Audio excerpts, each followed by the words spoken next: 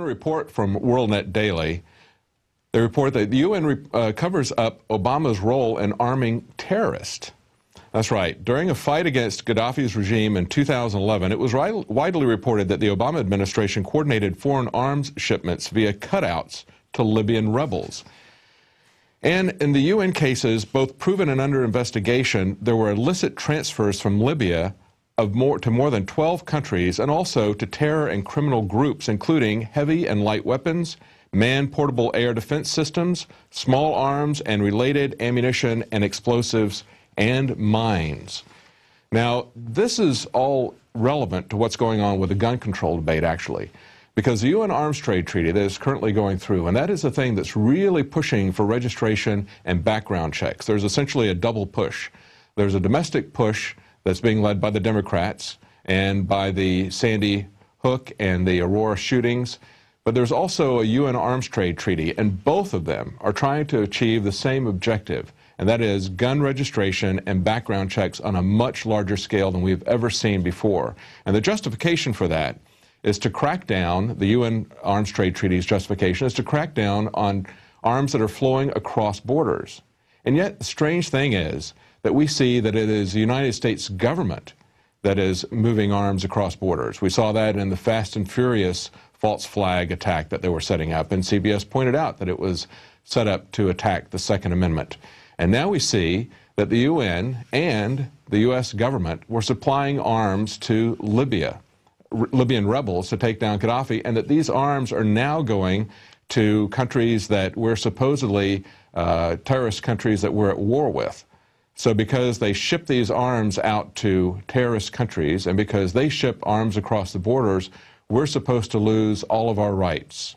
We're supposed to lose our Second Amendment rights, as well as our Fourth Amendment rights and our Sixth Amendment rights because of the war on terror. And now we're supposed to lose our Second Amendment rights.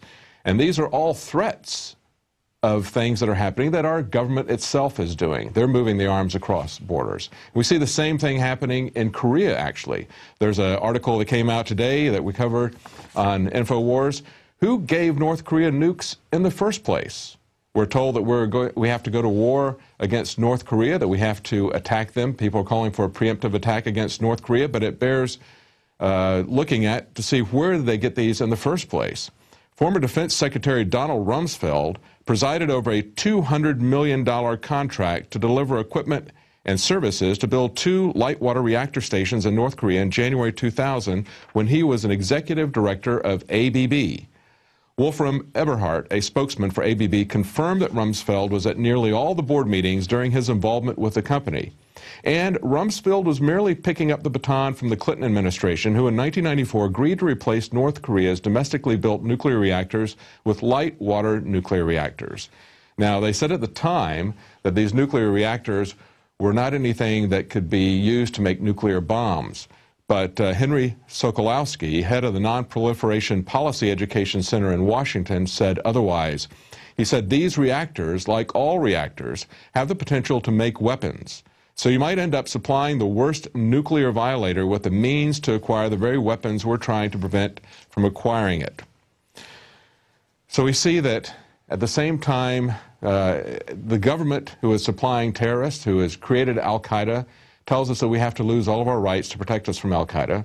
The government who ships arms across borders tells us that we have to be registered and identified as gun owners because we don't want arms being shipped across the border. And now the UN is, now we're told that we have to go to war against North Korea because they have nuclear weapons, which Rumsfeld and the Clinton administration gave to them and okayed to sell to them in the first place. It's kind of the same story repeated over and over again.